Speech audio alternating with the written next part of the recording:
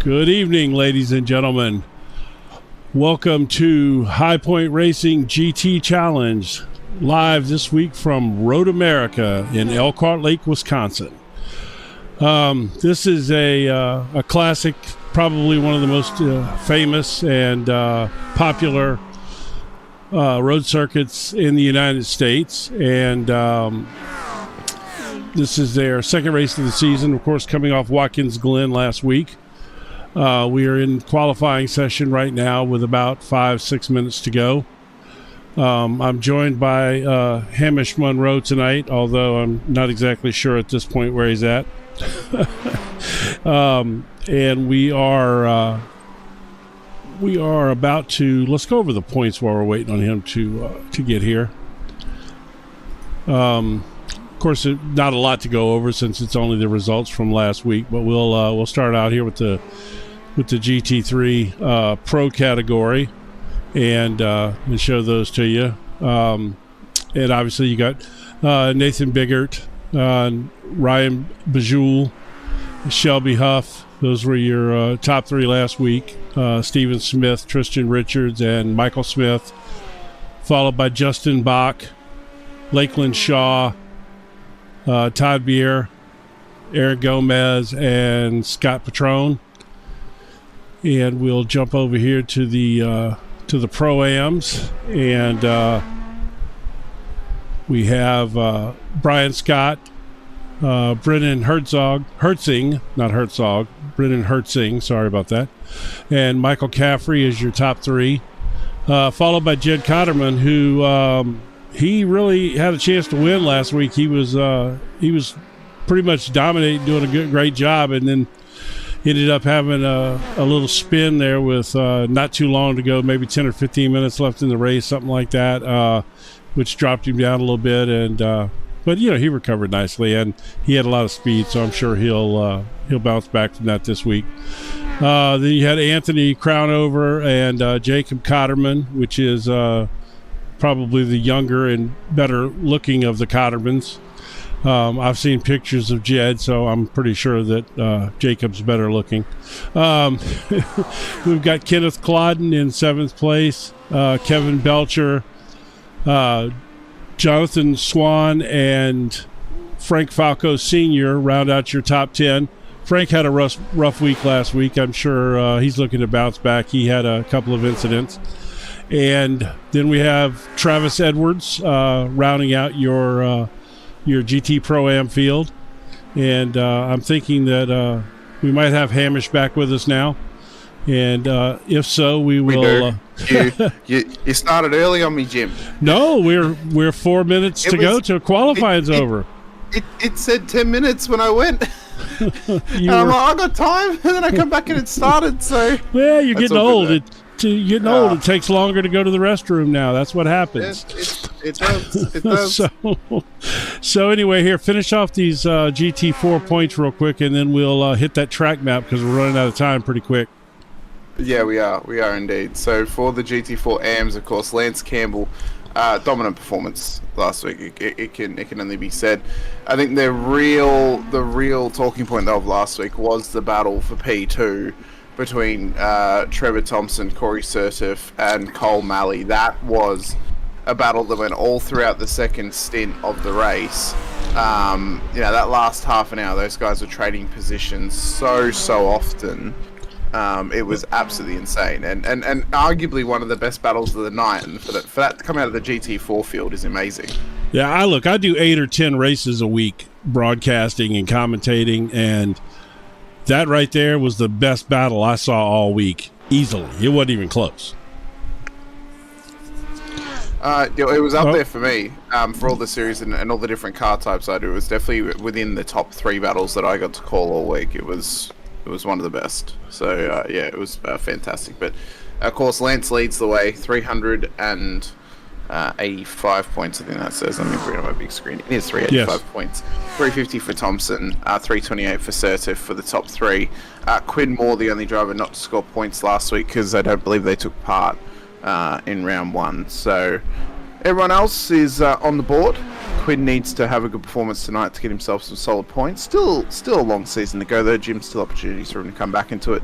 And then for the we need the GT4 Rookie class. Sorry. Jim. Sorry, I hit the wrong button. Well, I'm blind too, so. The GT4 Rookie class, Sean Patchen was the, I suppose we could just say the survivor last week of the rookies. This championship is going to be the game of survival. It's going to be the drivers who do not get into any incidents each week, and the cleanest and most consistent driver will be the champion. It's probably more prudent for this class more than any other in the entire field. But that's rookie class racing. That's the first step. You learn to just keep your nose out of trouble, keep your car clean, and you're gonna do well. You're gonna score a lot of points. You're even gonna win races in your class. That's how it goes. The racecraft. This is where you learn racecraft, and then you worry about picking up a lot of speed and all the other things. Based on the time here, we only have I think 10 seconds or so. Apparently everybody decided to wreck right at the end of qualifying. Yeah, they did. They did. I suppose that we probably do have enough time to have a quick look at the track map tonight, and we can quickly run through it. You think? Because they're going to. Let's see if they have a warm up. If they have a warm up, we're good. If they have a warm up, if they have a warm up, we are absolutely golden because we can use the whole warm up session to talk about it. Yes, which would be perfect. Yeah. Let's get rid of these. Yes, I'm hoping so myself. Just because it'll be fun. Plus, I really want to talk about this track in detail if we have that opportunity, because this is a great road course. I mean, it really is. It has a little bit of everything. It has elevation. There's just so much here. It also has. It also has advertising for basically a whole barbecue. Well, yes, and you get the cheese. You get the cheese. You get the cheese bridge. So well, of course, it has a barbecue. It's America. It's almost like a charcuterie board of barbecue, Jim. You get some sausages or some hot dogs, and you have some cheese there as well. Yes, and you drive your Corvette. You drive your Corvette to the barbecue. And well, I mean, it is America, and let me tell you, up there where Elkhart Lake is, there's that whole area up there. They call it the Wisconsin the Dells, and it is a bunch of just absolutely hilly area with lakes everywhere, and it's pretty much like the summer resort for people that live in the Midwest, right? You can go up to Elkhart. I mean, you can go up to the Dells in Wisconsin, and it's just beautiful, clear lakes and all of this kind of stuff. It's gorgeous up there. Yeah, but this is probably the embodiment. If you look at the surrounding area, the embodiment of Midwest America. If you think absolutely. of Midwest, you're thinking of greenery, you're thinking of lakes, lake houses or cabins, and this track pretty much embodies Midwestern America. It embodies the states of Wisconsin or Iowa or Missouri and Minnesota, right? Minnesota as well. Probably a little bit less snow than what would actually be in Minnesota, but no, Wisconsin's the same snow. Yeah. Same snow. Oh yeah, for sure. Actually, maybe more because it's closer to the Great Lakes, and you get that what they call lake effect snow that comes off of the big Great Lakes up there. It's really famous over in New York. There's an area over there, the way the snow, the fronts come across the Great Lakes, and they call it lake effect snow. Apparently it's a thing. I get snow once every 10 years down here, whether I need it or not. This is the longest closing to a qualifying session ever. It's went over 3 minutes over. We literally could have done. We could have done it in this time. Who knew that it was going to go? Oh, now warm up. There we go. We got to warm up, Jim. So let's put the session state up real quick so we can. Okay, we got 5. Yeah, we do. Okay, so what we're doing is we're bringing out a new feature this week, and we're going to see how it goes. And so comment in the in the Jacob Cotterman said, yeah, he is 100% better looking than his dad. That's funny. So anyway, comment in the YouTube or any of the other chats and let us know that you like this, and we'll maybe try to continue it. So anyway, so here's we're going to go through a track map here of Road America. Yeah, so obviously the big danger zones of this circuit, turn one, early on, you're getting down to as low as third or even second gear for some of your approaches into this corner, depending on how you're battling. Cars will attempt to go too wide through here. Sometimes to their benefit, sometimes to their detriment. They could very well end up out wide and into the gravel trap. Lap one, this is going to be the first of very likely 3 major spots where we're going to see drivers attempting to make early positions. Yes. But not all those attempts pay off for them. So that's going to be a real test. I think also surviving one, making sure you don't spin yourself around and facing the wrong way on the run through one, because then drivers are going to be rocketing down towards 2 and 3, where, again, good passing opportunity possibly later in the race, not necessarily early as everyone's up to speed, but as the tyres start to wear, drivers can try and sneak up the inside and get the run through 3. But if you maximise your run through 3 itself, you then start to get a nice long run down the straight through 3A and then 3B, and then up towards turn 5 at the end of the straight, hard braking zone. This here, one of the best overtaking opportunities of the track, Jim, but also one of the probably more dangerous too. I've seen cars roll going for moves down into this corner. Don't ask me how they did it. I'm not even sure how they did it, to be honest with you, but they have. And it's a tough spot, but it's nice and wide. It's a wide berth corner. Can easily force a car out wide here, and then you just sneak up the inside. But yeah, it's very likely the best passing opportunity the whole track, but it's also the most risky. Yeah, I agree 100% with that. It is. It's probably my favorite passing zone on this track. But yeah, it's very easy to run wide here too, though, because it's kind of I believe it's a little downhill coming into this, so you got to be a little extra on the brakes, and sometimes you don't realize that. You will see a lot of cars just shoot straight off the end of the track there into the runoff area. I mean, there's some gravel out there and stuff, and it's okay, but if you do make the turn, there's a wide piece of asphalt there. You got plenty of room to run off the track there as you're making the turn and stay on asphalt. So it's a great turn on this track. It's definitely one of the most important turns on this track for sure. Pretty much as they approach, it's as soon as you get into the braking zone, it starts from going slightly downhill to more aggressive downhill. Then there's turn 6, the blind corner. You come up the hill from 5, over the crest under the bridge, and then the corner's right there. So setting yourself up nicely is very difficult. There can be contact there from cars maybe being a little bit overzealous on their track returns or rejoins off of 5.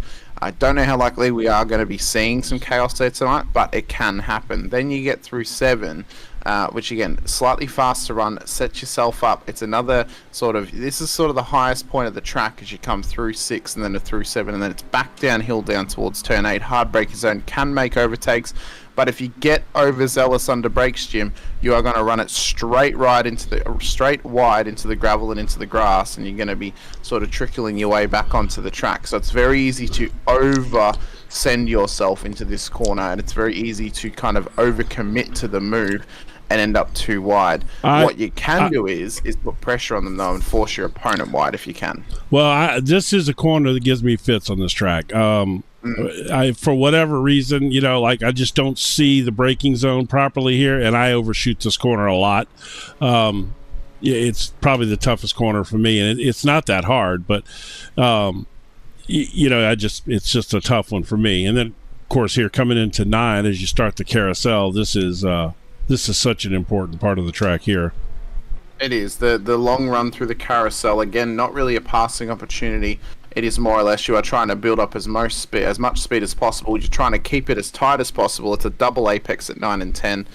And then you're just trying to get as much pace as you can up the straight, up towards the kink, where we've seen many an incident happen all throughout the time period as well. But it's a fast-paced run through there, up through 11A and 11B towards Canada Corner, the next big passing opportunity of the track. Again, you can overextend yourself, get it wide into the gravel trap, but you've got to be cautious under brakes as well. If you make it through there, we then run it up through Thunder Valley, fast-paced approach, again, a little bit of a lift up through the kink of 13A, otherwise you can run it wide, and then for turn 14, you finish off the lap. You can run wide at 14, you can make contact if drivers go for overtakes, but more or less, we're not going to see too many overtakes through there tonight. It's an easy circuit to traverse the lap traffic, Jim, as well. So for these GT3 drivers at the front of the field, they should have no issues traversing the GT4s, as Ryan Bajol will start on pole position alongside Justin Bock. Michael Caffrey will start alongside the championship leader Nathan Biggett in P4 on the road. Lakenshaw, Stephen Smith will then start ahead of Brian Scott, Jared McKee, with Patrick Rich and Kenneth Clodden for your top 10. Christian Ruiz and Todd Beyer will then make up the top 12 on the grid here this evening. As we then move back to Scott Petrone and Michael Smith, with Jed Cotterman and Brandon A. Herzing in behind them. David Steiner, Fozzie Fazilo then in behind them, I believe making his debut tonight. Mark Ogier and Kevin Batchelor, with Tristan Richard and Shelby Hoff then in behind them, with Andrew Voigt and Anthony Valeda in behind them as well. With Rick Wishen, John Swan, Philip Caffrey, Williams Arching, as well as Gerardo Camaralinga, Hayden Cummings and Jacob Cotterman making up the GT3 field. We then have Lance Campbell, Tyler Hammond, Cole Malley, the top 3 for the GT4s. James Langevin and Carlos Sierra will start pole for the GT4 Rookies as well. I don't know why it's not showing the GT3 classes above, Jim. Unsure as to that reason. John Boyd, Sean Patton, Trevor Thompson, Edward Delano as well. I'm going to look into that here just a second while they're doing this pace lap. I did some changes in there today to work on the points, and I very well may have kicked the colors out here. So we'll get set up here, and I'll tinker with that while we get going here. As we run up towards the start-finish line, the lights will turn on, and the rolling start for Ryan Bajole will then get us going here this evening as he leads the GT3s across the line. It's green flag for the GT3 cars. The GT4s will get started in behind them. Less GT4s tonight than there was in round 1, but the GT3s lead up towards turn 1, and the scramble's begun early on here. Bajole will retake the lead off the line. Bock, Biggett, Caffrey going with them as well, as Shaw and Smith battle their way through at this stage. Good pass there up through turn Oh my 3. goodness! Oh no, it's big, wreck. it's massive. And as we kind of alluded to, Jim, turn 1, lap 1, it's a big passing opportunity for early moves, but it is also an early opportunity for an absolute calamity to happen as drivers are going for early moves down towards turn 5. So there's a multitude of cars in there. It's basically a graveyard of GT3s. Shelby Hoff, Anthony Valeda, and Williams Arching, have had to go back to pit. Oh, that car's Fozzie Fazilo has gone round down at turn 5. So it is chaos early chaos ensuing. Valeda has managed, he's out at this stage, I was going to say.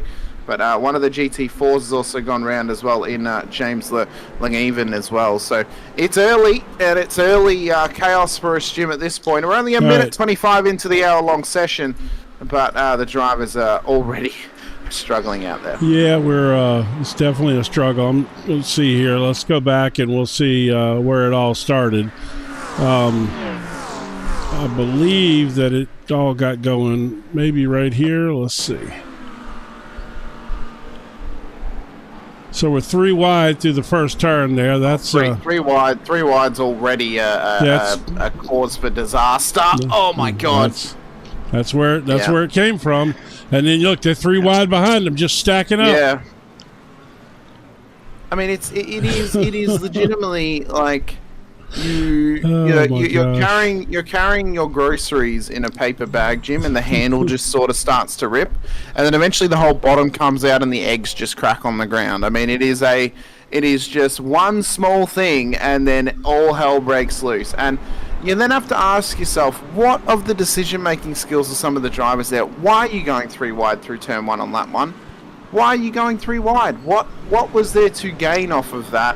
Where a little bit of patience goes a long way, and a little bit of patience will stop us from having this. Oh, my gosh. Oh, my goodness. All right, so let's see. I don't know if this is still all part of that. Yeah, this is all still. It is. It's back all a end part of that. of it. Okay, hold on. Yeah, it's all a part of it. I think the next one is James Lanegan and Fozzie Fazilo when they're down at turn 5 as well. So, but we've currently got.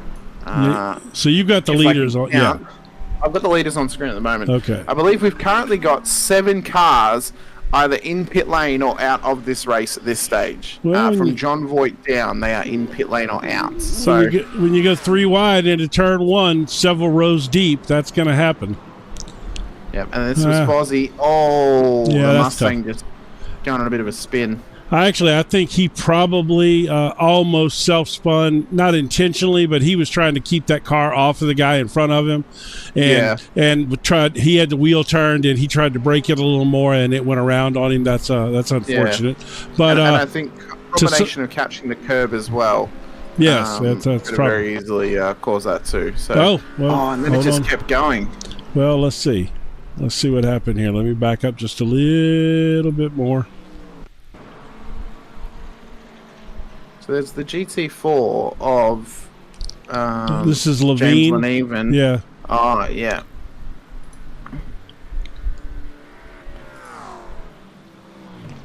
It's unfortunate it's taken out by GT3. Yeah. As Justin Bock has now taken the lead as well of the GT3 class, but Bigot is on pace to try and take it past the leader too. Cotterman and Shelby Hoff have now re-entered the circuit too. So Hoff has just re-entered ahead, or in behind, sorry. Sorry, it was Cotterman that came back out. But Jacob may be better looking than his dad, but we got to work on his racecraft a little.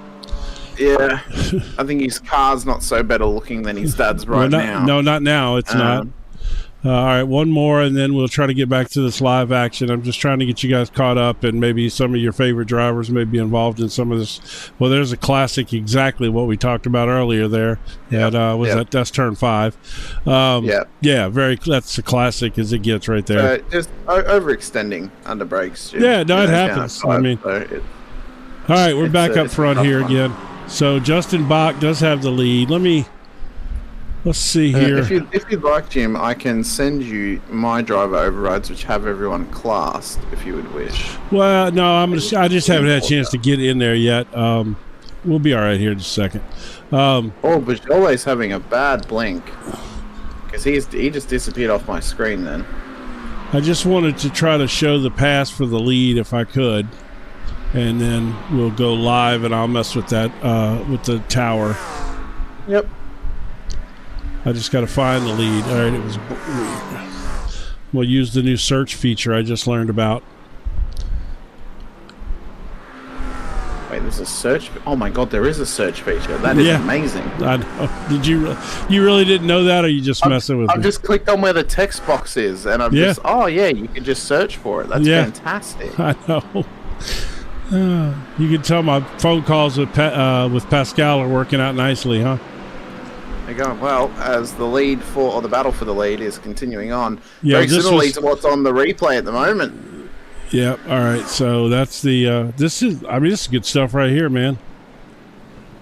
That's good stuff right there. I know. All right. Okay. Well, let's get back to live action here now. I'm tired of looking at replays of wrecks. Oh yeah. Well, we got it going on right here. They're still going for it now. Nathan made the smart choice. He could have gone 3 wide into 1. He decided to back out of it. Didn't want to have any part to play with the McLarens ahead of him. Should I be nervous that the camera I was looking at is on the side of the road and somebody went to the outside of the camera? That's up to you to decide, Jim. I'll tell you what, though. Michael Caffery, currently in P4, is leading the way for the Pro-Am field, and he is only about a second off this top 3. So he is continuing to chase down or try and stay with these top 3 cars. Now, the battle in behind them, of course, is actually heading on because Stephen Smith wants to try and get up the inside of Caffrey down at turn 8. He does the job, doesn't run it too wide, and through he goes into P4 on the road. As now Shaw has Caffrey next on his list as well. All right, so yeah, I messed this up earlier today and did not catch it. Well, right before the race, actually. All right, let me see if I can fix it. So Herzing and Richard battling away too. Herzing just had a slight little blink out of existence. Then Rich has now gotten past Caffrey, who's run it wide at Canada corner. So it's given a position to the highest ranked Canadian of Lake and Shaw, and as well of Patrick Rich too. So those guys are battling along ahead. There are some drivers, Jim, who are in my list who I don't know if they're classified properly because they weren't here last week. So hopefully they are. Well, at least you've got a list of classifications. At this point, I'm struggling for that. You may have to send me yours. I will send you mine.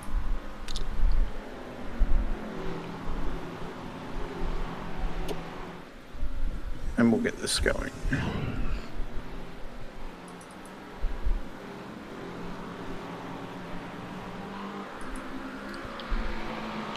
Are your classes still there, Jim? No, that's the problem. Oh my, yeah. Well, class 1, class 2, all that's messed up. Okay. I'll send you your classes as well then. The reason is because I changed the way the point system works to class 1 and class 2, and it wiped out all of the. It wiped out all of their individual. Well, you've still got the GT4 classes, which is good. Okay. So there we go. Yeah, well, I meant to do that. So the classes one is the class override itself. Just the high point GTs is the driver overrides. And again, I'm not sure about the drivers who weren't here last week, so right. We will try and get those guys classified properly if they are misclassified. So keep us in the loop, if you will. Patrick Rich at the moment, though, putting the pressure on Lake and Shaw. The battle for P5 on the road at this stage. Such a tough track to stay in the fight. One of the toughest circuits on the calendar. I've mentioned it a lot of times in a multitude of series and a multitude of car types as well, Jim. It is a circuit that is almost 3 circuits in one. It has 3 completely different feels to it around the entire circuit, as Rich has gone round at Canada corner in the Porsche. Oh my goodness. So the number 1, which I think possibly, I'm not going to claim this on Patrick's behalf, but I think maybe joined with the wrong car number, because if I recall, Nathan Biggett had the number 1 last week. So I'm not sure if Patrick has actually got the correct car number on his car or not. But yeah, that's a point for the future. I do know though, Andrew Voigt is misclassified because of his I rating. So is Christian Ruiz. And I Jared thought McVie, Christian Ruiz, I think, was an AM last week, I believe. Yeah, he would be a pro-am because of his I rating. So a rookie. that's gonna be well, he's in the GT3 class. Oh yeah, so, pro-am, yes. Yeah. All right. So that's going to be the easy way for us to classify people, is by their I ratings. We love it when technology works. We love it when it works, Jim. Does it work? For some of us, it does. Yeah, that would apparently not be me at this point.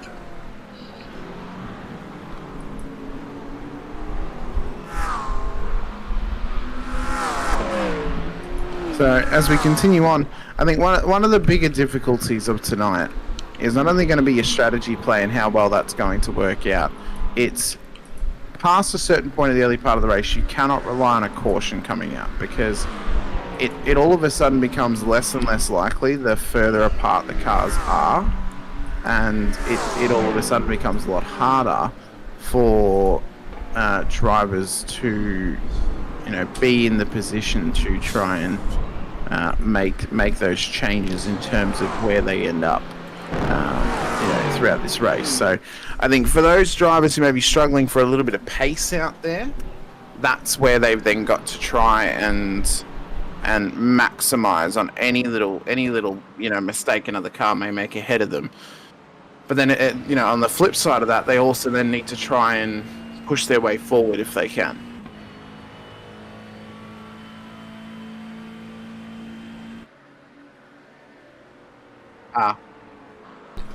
Okay, so you're going to load the High Point GTs into driver overrides. You're going to load High Point GTs classes into driver classes, and you're going to import them. Right. Okay, so driver as we overrides battle away, gets the classes, right? Yes, it does. And the driver classes section is what it references for the classes. It just wiped everything out. Did you go import? Yeah. Yep, and you imported that one. Mm-hmm. It should have imported it. Let me try the other one. We love technology, ladies and gentlemen. So please bear with us while we sort this out. I'll just keep the broadcast going there. You talk and entertain them. I'm going to try to get this right for them. I will talk and entertain as best as I can. So as long as everyone is willing to deal with my subtle tones as we sort this out for Jim, then we're all going to be the betterment for it as well. So get into the chat though. Let us know who you're wanting to keep an eye on. We'll try and get them some screen time here this evening. At the moment, Ryan Bajole leads the way. He's being chased down by pole sitter P2, who started P2, Justin Bock, at this stage. Nathan Biggett, he's already up one position and chasing them down. Stephen Smith, though, is on an absolute charge. Oh, making use as Bock has gone off and into the wall down at the final corner. So the P2 runner has been spun round and is now having to fight his way back forward through the field here this evening if he can. Well, you got the classes loaded there, Jim, so now you just got to get the driver overrides loaded, and we should be all sweet. I am working on, though, just reclassifying those who were not classified properly for you right now. Right. So we are working on that. I'm going to go back and show Justin's crash here real quick. Oh, he just got off out there in the kitty litter a little bit. And he did. Went around on him. Boy, I tell you what, that's so easy to do that. But, man, that is a tough break, leading the race and have that happen to you. Oh, it is indeed. It is indeed, Jim. It is a tough spot for it to happen, and to be in that sort of position is a tough go. So I think I've got everyone classified now. Yeah. I am double checking. So the other one you sent me goes into driver overrides. Yes, that's correct. And that should reclassify your GT3s and GT4s. I think it did. All right, there we go. Thank you for that, and I apologize for everybody. Although apparently you didn't miss nothing, you had Hamish entertaining you, which he's far more entertaining than I am. I don't know, Jim. You're very entertaining. I'm just going to send you an updated version of the driver overrides as well, because I have reclassified those GT drivers who were new.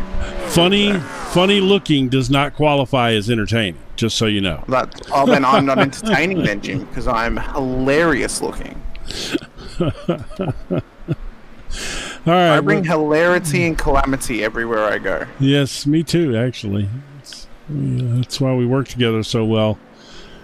All right, so now let me get this done, and then we'll try to focus on some of the action a little further back in the field, and get some people some TV time as well. So unfortunately, Jim, the early incident of this race has really put a bearer on things in terms of the GT4 class. I mean, we've got not nearly as close a battle as we had last week at Watkins. Agreed. Between the GT4 leaders. Unfortunately, they've now been spread out more than a punnet of butter. They are just, far and few between each other at the moment. So it is now, for the GT4s at least tonight, a game of survival and staying out of trouble, making sure you allow the GT3 cars pass nice and easily, so then you don't get caught up in one of their incidents and then you drop positions because of your or their mistake. So that's the game now for the GT4s. This is a nice little battle right here. There's about 5 of them all together here. Mixed classes a little bit, pros and pro-am, but look at this nice. Colliding. Oh, no! Oh, round David Steiner goes. Wow, David. And, a bit of a Steiner recliner there for David, unfortunately for him. Yes, that was a good one. Okay, yeah, I think he was trying to turn his car off of Culloden there, and I really believe he spun that car trying to be clean, unfortunately. But look at this mess! Oh my gosh! Oh no! Who was that sitting in the middle of the road? That was Stephen Smith, who was on an absolute charge to the front of the field, Jim. Showed fantastic pace. His fastest lap of the race, which was the last one, a 2:04 dead. Oh so my he gosh! was on pace with the leaders to chase them down. And now he's back on the charge, and he's down 5 from where he started. So he'd already gone round. I think he's caught the curb on the outside of the corner, and it's just chucked him round. Oh, he just caught a little bit of the dirt as well. Just so a little, that probably didn't help. He's lucky though. There was a bit of nanobot technology on the wall there to put that wing back on. I know, right? That's probably going to help. I tell you what, that is so easy to happen here, man, and that's just a subtle aspect of road America. You just the slightest, get your tire the slightest little bit off track like that, and it'll just spit you out, man. It will indeed. And I have just realized I didn't reclassify Andrew Voigt, who is not 1600 or above, so he should be a GT3 Pro-Am. Okay, so I can do that. I can do that on my end as well. Yep. And I assume, Jim, you reloaded the one where I had reclassified them? Yep. I did, yes. Who was that you just said we need to change? Andrew Voigt. Andrew Voigt, okay. Because he's below 1600, so he should be a Pro-Am, not a Pro. Yes. As Justin Bock, who is back on the charge through the field after making a mistake at the last corner. He's in battle right now with Brian Scott, so a couple of McLarens going at it up towards turn 6. Scott in the Pro-Am class, of course, Justin in the Pros. Not going to make it easy for him to get past. Will Brian. Oh, my goodness. Oh, my God. Lap traffic up there, man. Yeah. GT4 car.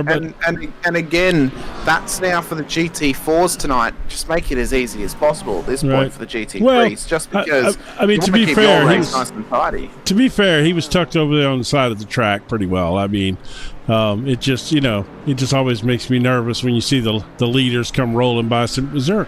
Okay, no, I guess not. Thought I saw a car sitting off the track there, but I think it was those tires.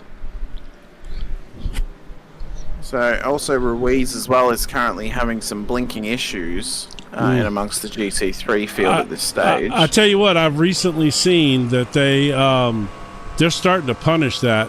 Oh, look at this here, would you? Oh, no, he had it, but there was a GT4 car there.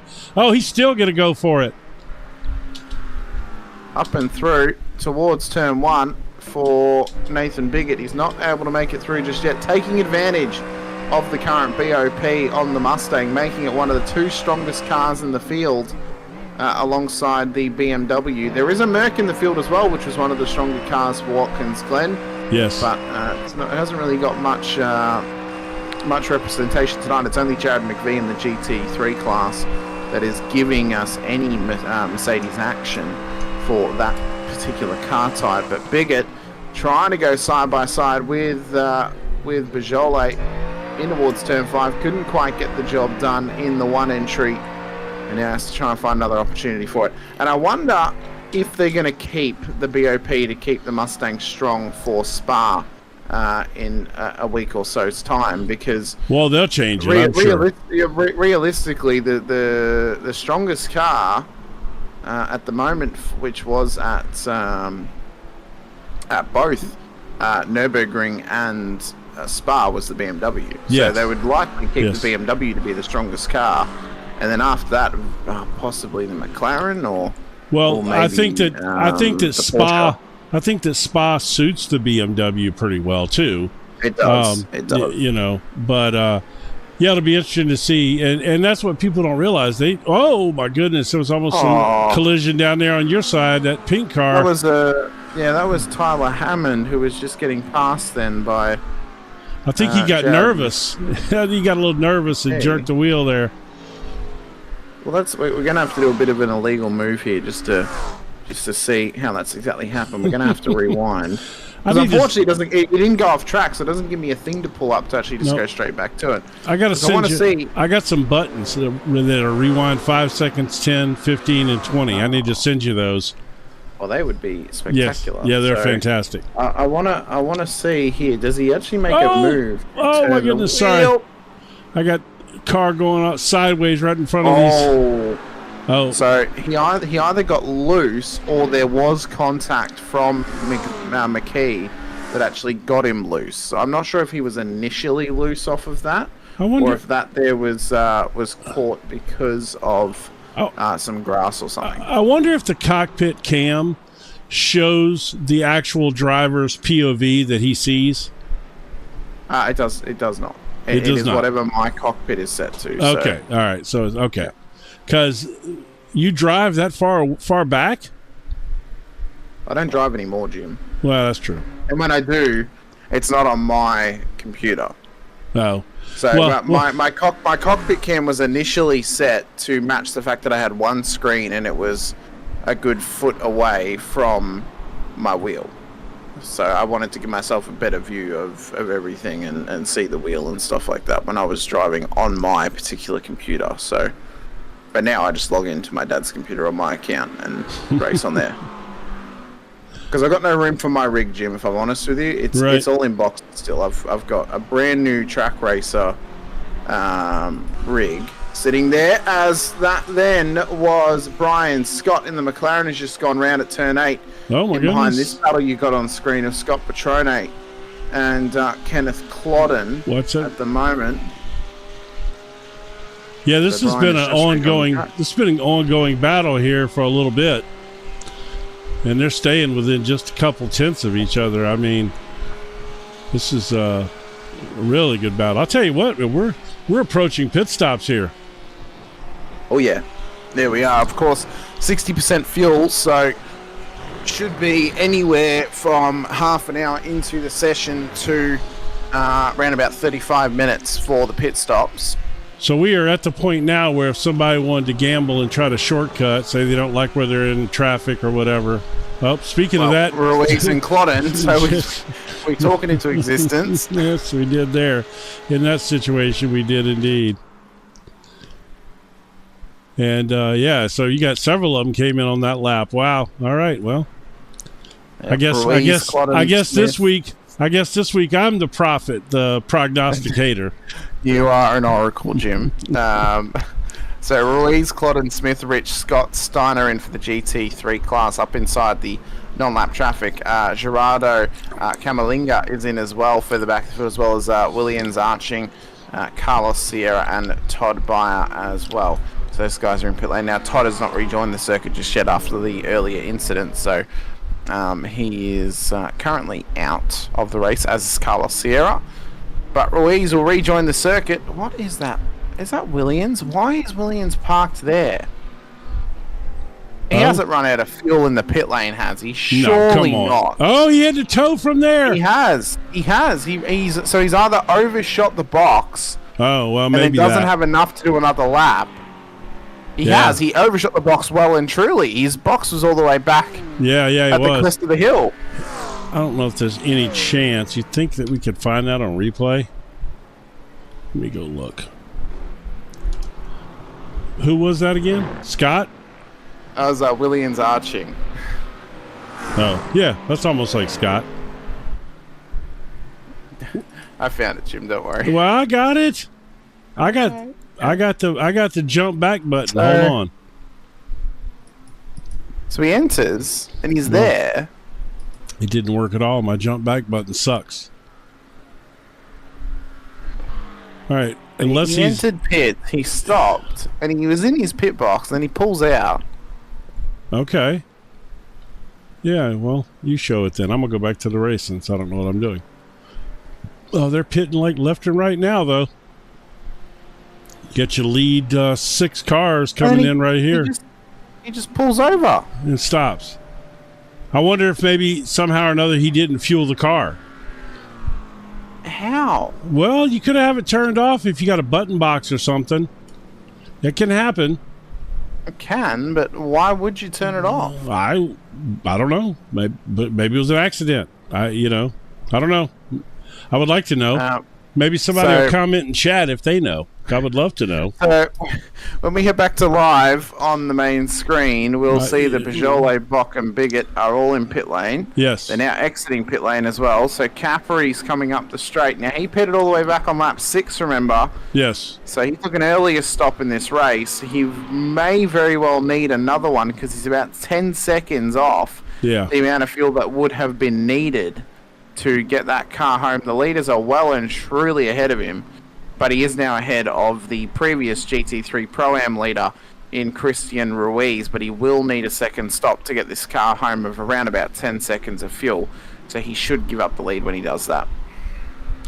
I like Bootsy's on there saying everybody hit the like button. That's what I'm talking about.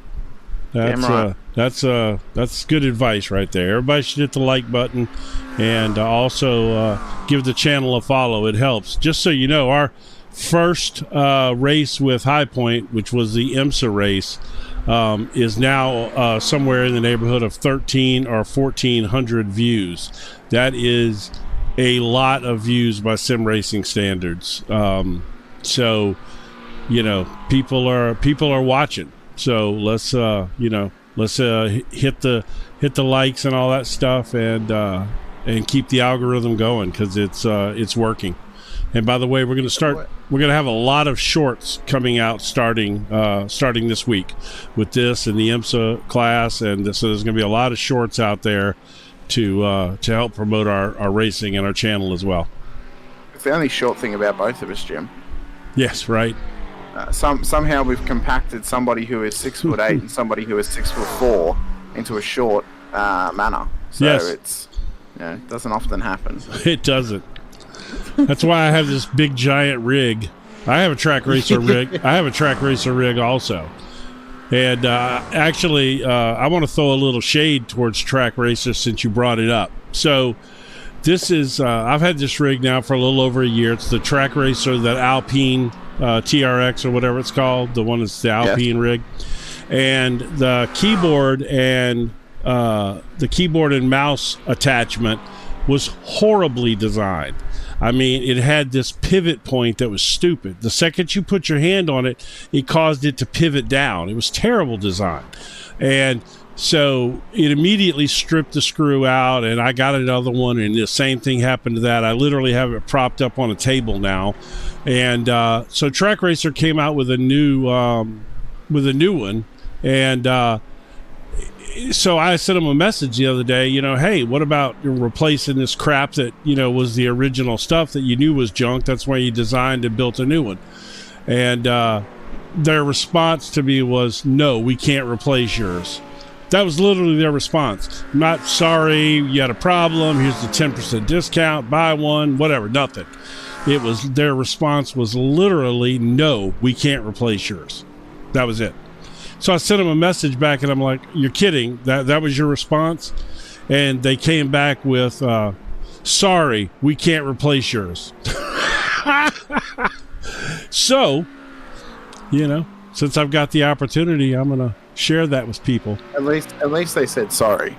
Yeah, the second time, after I gave them hell about the response they gave me to start with. Well, it's funny you mentioned the Alpine rig, Jim.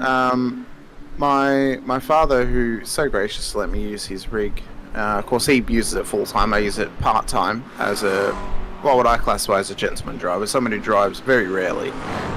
He actually has the Alpine seat on his T100. Great seat. Oh, it is. In fact, we're currently having kitchen renovations. He took all the door handles off the cabinetry. He used one of them to fix the issue with the with the chair slider because it was too low to grab onto. So you kind of mount that on the top, so you can just literally grab the front of the seat, pull it, and then you can pull the seat forward. It's fantastic. We had a zip tie on there previously; it was horrible. So we made that a lot better. Yeah, ingenuity of a middle-aged man is still rocking. So that's funny. I should say ingenuity of a middle-aged man who's a former race car builder he's still got it. So he still races. Yeah. Oh, they're hanging on to it though. That was good avoidance from Brian Scott. Indeed. The background was Jared McKee in the Mercedes, so he's now cooked it round. Oh, there goes his bumper. Still bouncing. That's the most bouncy bumper I've ever seen in my life. Look, it's still going. How long will I want to stay on the bumper. I just want to see if the bumper's going to keep bouncing. Definitely some spring in that bumper back there, Jim. I think, for sure. I think he ought to be pulled into tech. It's still going.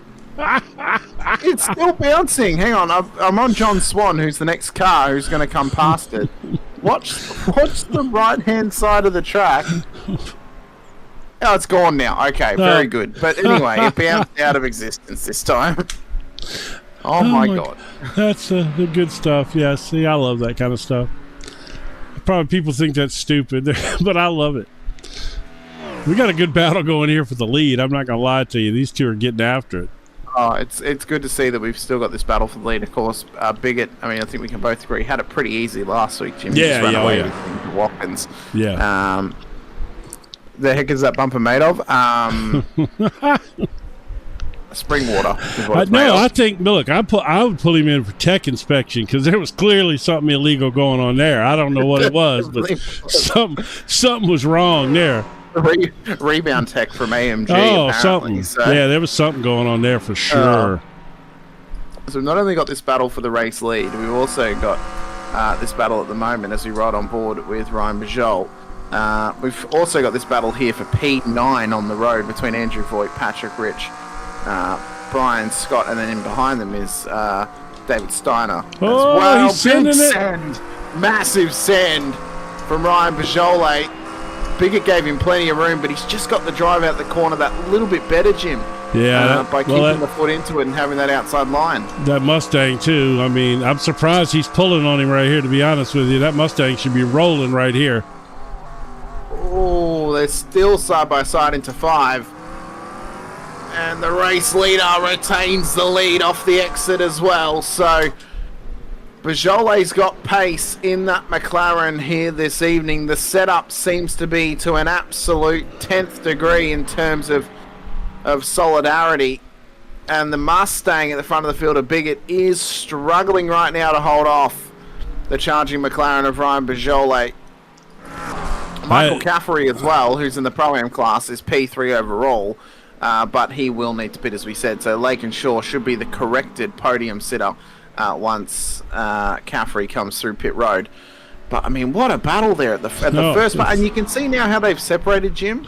This, again, just kind of proves my point that this track is 3 tracks in one. Oh, yeah. You've got the first part where you can go side by side. Then there's the second part where it's a bit more head to toe, and then you've got this more fast-paced section at the end of the circuit where you've got to keep your wits about you and keep the mistakes in check. So if he can get the run through 14, he may set himself up again at 1 or 3, but he seems to be a bit too far away to do that right now. Well, I think he probably heated his tires up a little bit there because he was, he put his car in some tight spots. He was pushing on those tires a little hard there to make it grip on some of those turns he was trying to make. So he may have warmed them up just a little bit. He's probably kicking back, just going to let his tires settle back in and give it another run. But he had a hell of a run there. I was so surprised to see him pulling on that Mustang down through the it's not really a straight, but out through the kink there and all. That was that was impressive. I would not have thought the McLaren could do that. As expected as well, Michael Caffrey back in pit lane for his stop to get the car home. Should be roughly 10 seconds of fuel going on board the McLaren here, but he is dropping positions fast. Next car that's going to come past him is Jed Cotterman for P2 in class. He gets past Caffrey, as does Tristan Richard. Patrick Rich should also get by him as well, although Caffrey has gotten out of pit lane, so he got out fairly quickly there.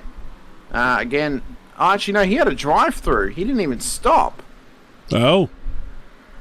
So I would assume that Michael may have actually hit the incident limit, because he has been involved in a couple of incidents, and off-tracks can be tough here. Oh, tough.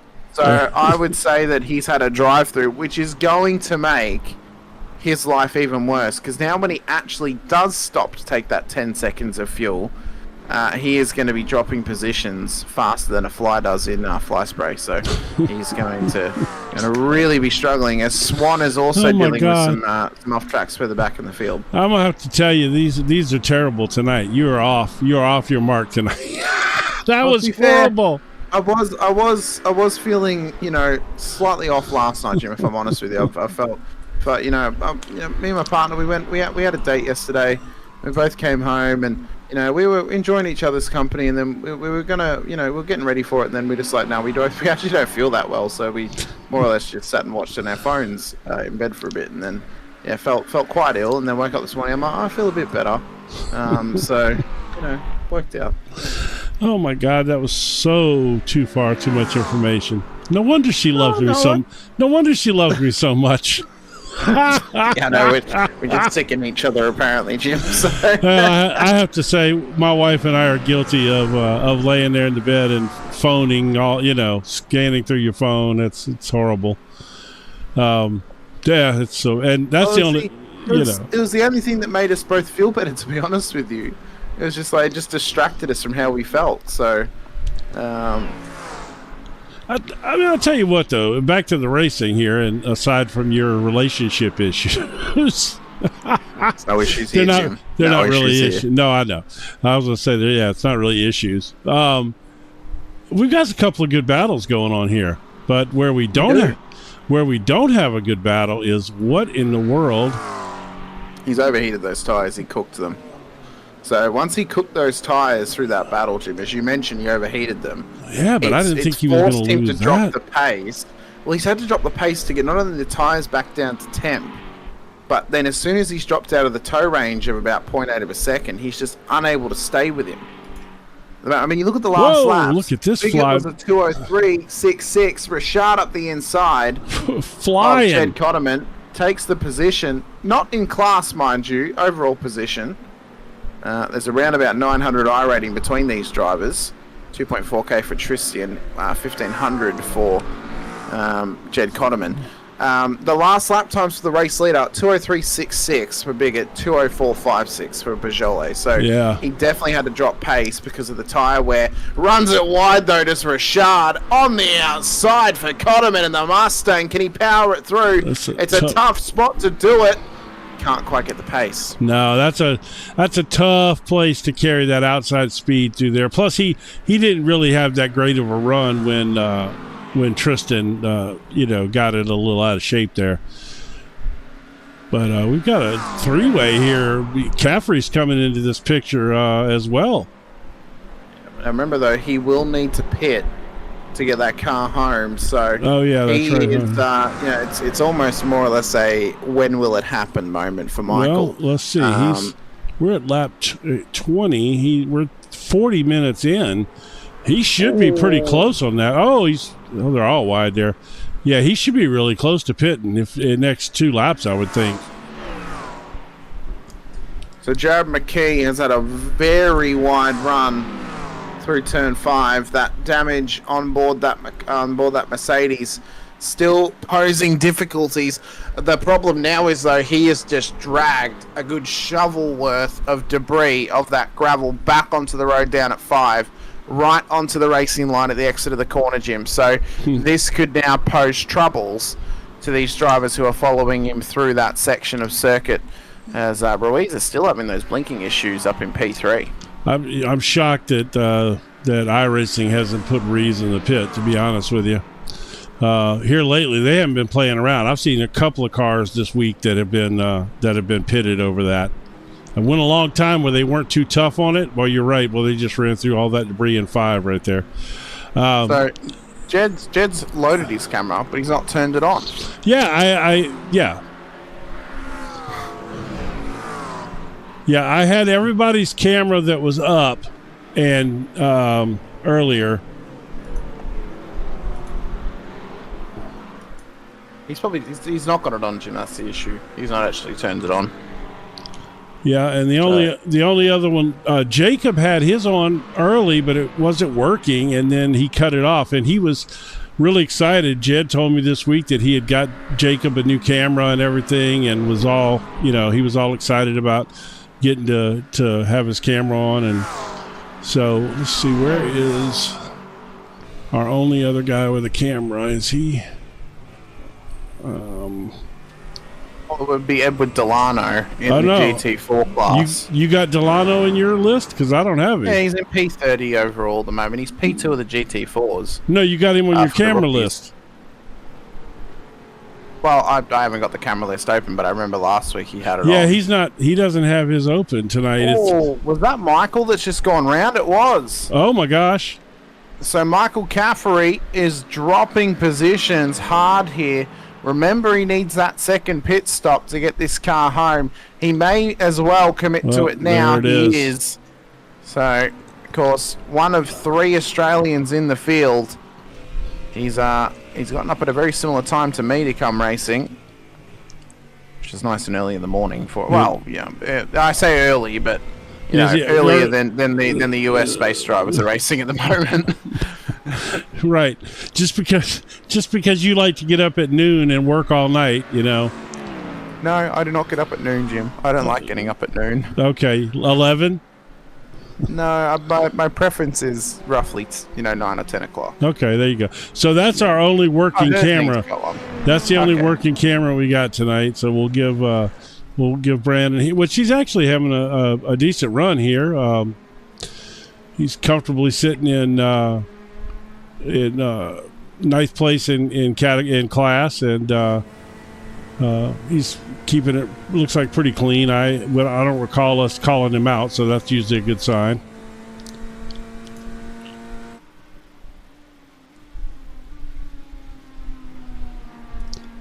Yeah, we need to get more guys doing the cameras. We do. We need more of them doing the cameras. It's a bit difficult when they're not doing the cameras. Another thing that's been difficult is my cat at the door, who meowed to come in. I opened the door, and now he's just sitting there. So well, that explains a lot. You're a cat person. Oh no, I like dogs as well, Jim. Actually, I grew up with dogs. I only started liking cats when I was with my previous partner. Actually, so that was probably the only good thing that came out of that part of my life, was the fact that I have a cat. Wait a minute, what happened to Jed? Oh annoying. No! Wait! What? Jed! No! Say, Jed, what's? Why are there trees? Oh, he's got no wing. Oh, and his other car. Oh my goodness! What in the world? He just wanted to give him a little kiss, Jim. No, look, that's not good at all. What happened, Jed? Where did he originally go off and knock the wing off? Jim, he saw that Jed didn't have his camera, and he thought, I'm going to give him a kiss, and I'm just going to say to him, hey, good job, you attempted. Yeah, is that what it was? I think so. Poor Jed, man. Let's see, where? Poor Jed. I can't find where.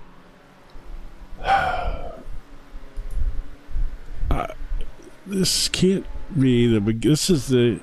Oh, he's still got a wing here. Okay, all right. He's sailing it in there. Where's he at? Turn 5. Oh, yep, turn 5. Yep. Might have hit some of the Mustangs. He might have hit some of the debris that's there. Turn 8. It's turn 8 just before the carousel. Oh, it is. And then it's backed in to the barrier where it's removed the wing. So then he obviously tries to come around the carousel. There's no rear aero on that car. And then Brian Scott has got nowhere to go in terms of taking avoidance. And they both have a little kiss and a cuddle in the sand trap. And it's just... You know, Jim, it gets all, sand gets all up in you when you try and do that. It's not a nice time. It's not a nice time. It's not. Oh, I went for an excursion on the beach one time, and it was horrible. Oh, it is. It was so bad. It's going, just at that point, just traverse over into the water. At least the sand will wash off you very easily. Yes. So this is right now the only battle that we have on track that is under a second. So I'm just saying Patrick Ridge has just dropped here.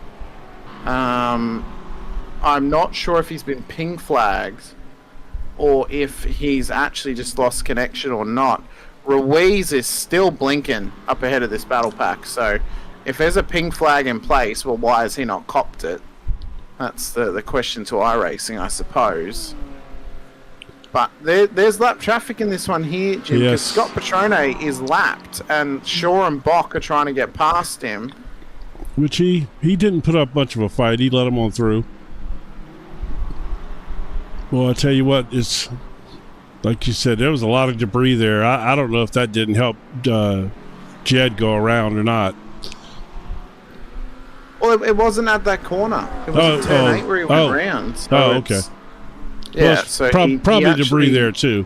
Oh, very likely. Very likely. As Rich is still dropping here at this point, so I think he's actually disconnected due to packet loss. Jed Cotterman back on track though with a rear wing on that car. Rick Wisham is currently chasing him down. Well, I'll tell you what, Rick Wisham races in a series. He's in kind of my home league. I'm in the same league with him, and he races in a Sunday series that I broadcast here on another network. And Rick is an extremely fast driver. Good dude, man. To be honest, I'm kind of shocked by his pace tonight. I don't know how much he drives GT3s because what I cover him in is a GR86 league, and he's fast. So I'm a little confused by that because I fully expected when I saw his name earlier, I fully expected him to be running up front just because of the knowledge I have of him, But he's a good guy, man, really good guy. And good to see him in this league. He's the kind of person you want to be in a league with, so I'm glad to see him over here for sure. He's got some GT4 lap traffic to deal with at the moment. He's chasing down a 24.5 second lead to Jared McKee up ahead of him, although McKee is still carrying that front end damage on that Mercedes. So with roughly 10 minutes to go... Was that the bouncing bumper? McKee's doing, yep, that's the bouncing bumper. The lap time McKee is doing, Wilson could catch him by the end of the race. Oh, he hit him. Williams Atching has gone round down at turn 5. He's caught that debris, and it's only going to bring more on. Here, I'll pull the replay up on the big screen of that one. Let's see. I don't know if this is far enough back or not. Yeah, this is it. Okay, good. Yep, just looped it right there, and then just hit the brakes like he's supposed to, and then pull forward right into oh my goodness. I mean, not a whole lot you can do, but he was trying to get out of the way clearly. But that's gosh, that's horrible. Horrible for him, horrible for him and Caffey, who also got caught up in that as well. All right, go back up here. We got some action happening up here now for sure. So we got some great battles all throughout this field here this evening. This is a hell of a 3-car battle we got going on here between Ruiz, Lake and Shaw, and Brock. Look at that blinking. Oh, Ruiz is still blinking, and he's actually gone off track. So, talk about debris right there in the. Is that the kink? That was the kink, huh? It was the kink. Y'all loaded the kink up with debris. That's wonderful. Oh my goodness, that was a mess. What? An absolute mess. What is going on? I suppose as Shaw is in pit lane, as is Ruiz. So I wonder now if these are drive-throughs, Jim, and these guys are getting the incident limits, because it is a tough track for incidents and for incident points as well. It definitely is that. If this is the case, Andrew Voigt is going to take the lead of the Pro-Am class past Christian Ruiz. David Steiner, who's following him, has also gotten past both of them, although he's in the Pro class. And now Voigt is up into the top 5 of this race. So it's also put Kenneth Clodden ahead of Ruiz in class. And with only 8 minutes to go, it's on for young and old.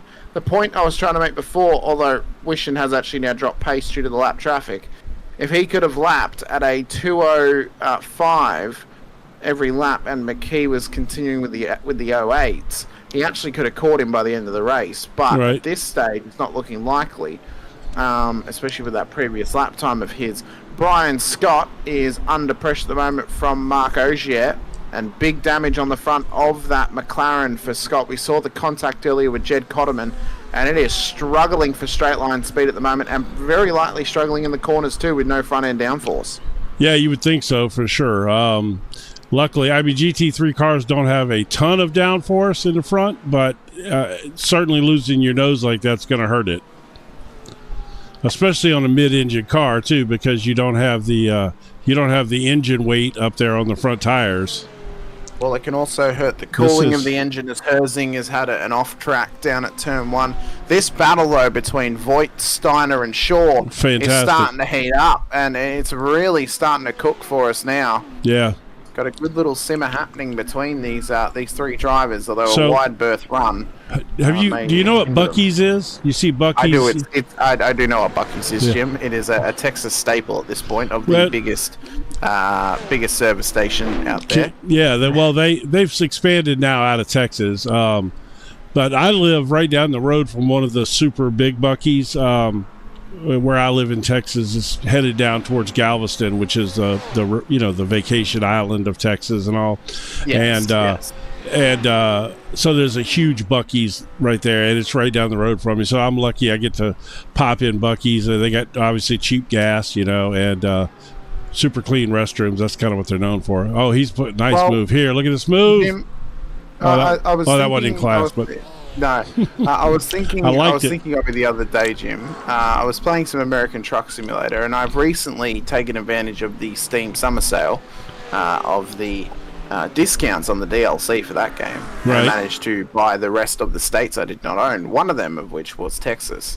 And guess where I delivered to the other day, Jim? Where? Galveston, Texas. Oh, there you go. You passed right by me. I did. You did indeed pass right by me. Was the freeway under massive construction? Because that's literally what we're living through right now. There was a limitation of a truck had lost its load off one of the on-ramps. I hate when that happens. You're supposed to then not go down the on-ramp when there's obviously a police car there blocking the way. But the developers made the mistake of leaving a gap open enough for me to get a truck through. So I drove straight past it and went onto the clean road past the on-ramp. So I saved myself an hour on that journey. But yes, it was... I realized when I was there, I was like, oh yeah, this is near where Jim lives. So I have to say, look, okay, I don't get it. Okay, I don't. With 5 minutes to go in this race, I'm not going to get too deep into it, but I just don't get it. I do not get the thrill of driving an 18-wheeler like for 8 hours to deliver something. I just don't. It's not an actual 8 hours. Oh, it's not. Okay. The in-game time, I believe, half an hour is like 5 minutes. Oh, okay. Well, that's a little better. Yeah. It's like for a second, or for 5 minutes in the game, it's like 30 seconds or something. It's very quick. So it's not too bad. You can do I think like a day trip in like an hour and a half. Is it adjustable? Like if you want to spend more time on the trips, it could be long. Is it adjustable? I think there's a mod for that where it'll fix the clock. But because obviously the map is, it's only so big, and right, the time is based on how big the map is and if you speed or not. That's then when it kind of changes things. But as this lap traffic of the GT4 cars. Yeah, but this Currently, second and third place here, Ruiz and Culloden are. I mean, they're Culloden, yes. And Voigt is only 5.5 seconds up the road. So if he makes a mistake, this could turn into the battle for the lead. See, oh my gosh! Did you see that? Still blinking. Yeah. The blinking caused that wreck right there. Yep. And this makes me think, Jim, that the session may not have the pink black flag in place, because by this point, if it was, he should have been sent back to pits. Culloden, I mean, he had to stop because didn't know where the car was. Well, no, Culloden was ahead of him. It was the GT4 car. Oh, it was the 4 car. Okay, but still, either way, right? Oh, let's see. Who doesn't show who that was, does it? No, nothing. Did you get any kind of notification on that? Who that was? No, I didn't. It was one of the GT4s. I know that much. Ogier or Scott. It had to be somebody close to them. Yeah, I'm not 100% sure, but unfortunately, they've been caught up in that incident to no fault of their own. No, currently though, David Steiner, further up the field, is being chased down by Lake and Shaw. Yes, indeed. In the battle for P5 on the road. By the way, we are at 2 minutes. So what are we going to get? We're going to get this one, and no, we're not. More. This is it. No, it should be one more because Biggett is at the kink, so it should be one more lap for Nathan Biggett. Okay, all right, yeah, all right. Back to this battle here because it's getting hot and heavy. Steiner and Shaw here. So Shaw's managed to make the move through 1/3. And, he may have Steiner coming back at him, but of course we saw Steiner earlier in the race. I called it the Steiner recliner, but it was more or less a Steiner screwdriver down at this corner where he spun round. But David is trying to put all sorts of pressure here on Lake and Shaw. I mean, he's got that BMW working, though. He is. He's got it working. Of course, the top BOP'd car after the weekend of Watkins Glen 6 hour. White flag for the race leader of Nathan Biggett, who has just crossed the start-finish line, so it is 1 lap to go here tonight at Road America. These drivers on screen, on the big screen at the moment, of Lakenshaw and David Steiner, they will do one more. They will not cop the checkered flag when they cross the line, as the leader is technically behind them on track at the moment, but he is a lap ahead at this stage. So here, when we get a little closer, we'll swap cameras and you can follow this battle on home, and I'll take the leader home. But this is of course this battle. It seems like they have just slightly backed off. I think Shaw took his run there, and Steiner took his run at Shaw there, and it didn't work, and he's suffering a little bit now from that.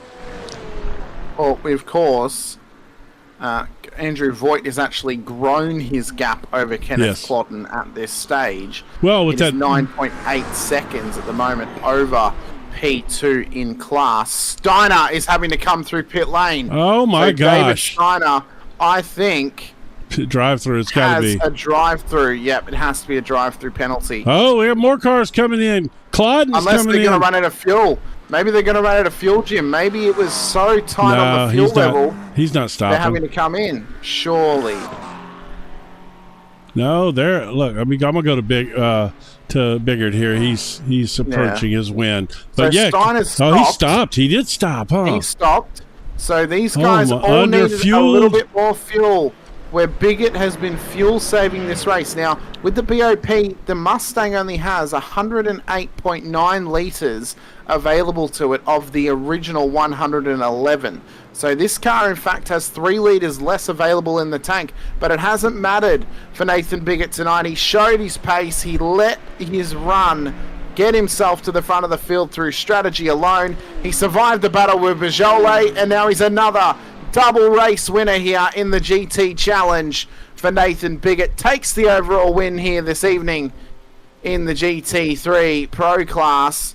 Andrew Voigt, who is just coming up towards the carousel, looks to take the Pro-Am win. It is Beaujolais P2 overall. Justin Bock looks to take home P3 at this stage for an All-American top 3 in the GT3 Pro class here this evening. Cole Malley yet to cross the line for the GT4 AMs. Campbell and Hammond have been locked in to the podium positions. They've actually finished the race, Jim, but Malley has not just yet. So he's actually going to finish technically quite a few laps ahead of those guys, or at least a lap ahead of them, actually.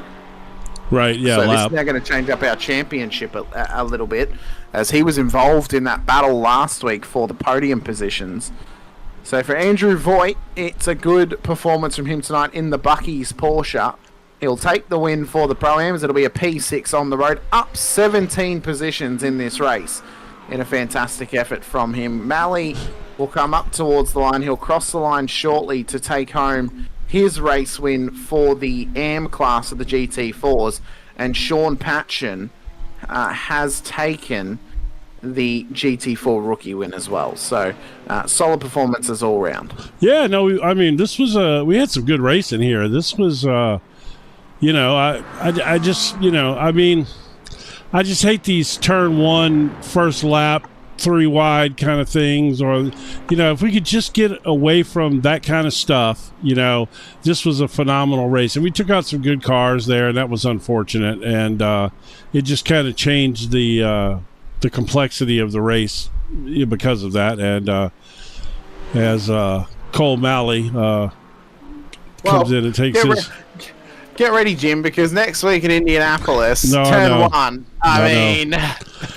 Yes, I know. It could possibly be absolute limbs for us next week. It could be. It could be. Yeah, it could be so incredibly tight. Yes. Through turn one, we'll say. That's the nicest way I can say it for you. We'll have a quick look though in just a moment when everyone's crossed the line. Back at the race start, I think, Jim, for the race leaders, because that was a very important moment throughout this race. That really gave us the early sightings of what was happening. Just so you know, it was 2:18.33 was the time clock for the green flag, and that'll then give you the run up towards turn one if you're looking for it. So I got it. No, I'm pretty good up here, I think. So yeah, we'll just go from the green flag, and we'll just take it from there. Yep. Make it. And then you'll just have to click on the GT3s. Yep. If you weren't already. So. Oh, why is it on stop? That's weird. Okay. Yep. So we'll should be on the GT3s here. Let's see. Yeah. And whilst they run up towards turn one, and we can see what kind of ensued early on lap one, we'll have a quick chat to Nathan Biggett. Nathan, congratulations, 2-0 here in the GT Challenge, second win for the season. First of all, how'd you go on the 6 hours of the Glen? Oh, well, we did very well. We were up in the podium position, but then my teammate went to the outside of a GT3 in the last turn and just got a little netcode bumped into the wall. It gave us about a lap's worth of damage, so we fell and we ended up P6. So not too bad. We were in LMP2. It was a fun race. Definitely a heartbreaker to lose a podium, but we still had a great time, and to finish in the top half of the field was still a good result. Yeah, the car that I was in, we were on pace for a top 5 at the least. Unfortunately, though, a lapped GT3 car, we were in the GT3 class, in the Mustang actually, a lapped GT3 car decided to battle a GTP up through turn 2 to 4, and then obviously wrecked, and then was in our way as we were coming up the hill and couldn't avoid, so that dropped us. We eventually came back though to finish in P10 in that race. I brought it across the line, coughing as it was coming across the line, so we literally ran the fuel that tight in that one. But yeah, it was a solid weekend though for the 6 hours of Glen. But you have managed though to be undefeated and have a bit more luck here in the GT Challenge. 2-0 at this stage of the season. Obviously the race win last week at Watkins, and now this week at Road America as well. We're just looking back at the incident on lap 1 where about 6 or 7 cars were involved, including GT4s and GT3s. It can often be the challenge of Road America of surviving turn 1. Luckily for you, you were right at the front of the field and would have only seen it in your rear views. Yeah, definitely lucky to be ahead of it. I didn't even know it had happened until a guy I was with in Discord who runs the GT4 class was talking about it. He said that he pretty much had to stop. The track was blocked, and he got some damage on the rear. And yeah, looking at the replay now on you guys' stream, man, it was definitely a massive wreck. So very thankful to have great qualifying position. Didn't get the pole, but still second row is a great place to be when starts and restarts are always hectic at road races, any race. So definitely a lucky thought there. Now, how are you feeling heading into next week at Indianapolis? Are you feeling confident for that track? Obviously, you're undefeated at this point in the championship, and obviously Ryan gave you a good run for your money early on in the second stint, but eventually when you managed to stay ahead of him and he almost overcooked the tyres, he wasn't really able to hang with you at that point. So do you think it was more or less you can manage tyres? Because that's going to be important next week at Indy, where it can be a bit of a tyre killer. Do you think that's going to be a big benefit for you, or do you think it's going to be more of a difficult track, especially with the Mustang and how the BOP may line up leading into the Spa 24-hour? Yeah, that's what I'm nervous about, it depending on what they do to the car. And I will say tonight, when I got it, I didn't practice throughout the week, but when I got in practice before the race, this Mustang was a handful. It definitely needed to. If I was racing in an open setup, I would have gave it some more rear wing. The rear end was just not stable. Even through the kink, it was very sketchy at times. Had me nervous in the last chicane, coming to the last couple turns there. It was a handful, and I was lucky to keep it on the track for the whole race. But yeah, I think Ryan, man, what a battle! Like, he led the full first stint until the pit stop, and I knew it was going to be a struggle to get by him. This place is hard to pass unless you're gonna, be better in the braking zones, and I just wasn't. I didn't feel like I was going to be able to get him in a braking zone. Just this car, just I don't know if it was me or the car, it just didn't want to stop. And I seen it after the pit stop. He was definitely out braking me down into turn 4. Got up alongside me, but was just able to, like you said, keep the tires under it, not get them overheated, and have the long run pace. And honestly, saving fuel and taking less fuel. Like, I had to pull over. I was out of gas as soon as I crossed the line. So that was the strategy to get by Ryan tonight, was on the pit stop. And if I didn't get it done there, I was pretty much going to settle for second. I wasn't going to push the issue and get into him, or hopefully get wrapped up in traffic. But yeah, I was able to shorten the pit stop, no tires. I didn't even take enough fuel that I needed. I ended up having to save at the end, but it worked out. Saving fuel also saved the tires, gave me that long run pace. So it's just a great strategy call tonight. But hats off to Ryan, man. He was great tonight. Indy, I think you're going to see the same thing. There's some fast guys in here. No one's, locked into take it home every week. You're going to have to battle for it, and that long run comes in. And I think that's where I shine. Definitely is. I can have speed, but I try to tend to take care of the car, take care of the tires. I'm slow. I think I'm slower than most going around traffic. I'm very cautious and patient. And you're going to have to be at Indy. You're going to give and take out there with these GT4s. I'm sure the field will be a little bit bigger GT4s next week. So we'll just see. Try to keep the car clean and see where we land. Try to get them on strategy if we can. But if not, settle where we settle. Well, it was been an absolute pleasure to talk to you once again, Nathan. Congratulations on your race win here tonight to go 2-0 to start out the GT Challenge this season. Let us know anyone you want to give a shout out to who may be watching, any friends or family, because it's another great performance from yourself. Yeah, just a shout out to the drivers tonight. Again, Ryan did a great job. The battle in the beginning, that first stint between the three of us, was really fun. Shout out to the league, all the admins that do all the work for us to just come out and have a good time. I know I'm new to this league, but it's really been enjoyable. There's 4 or 5 of us over in the chop shop that got invited over here. Well, everyone got invited, but 4 or 5 of us came over to race. Just give a shout out to them.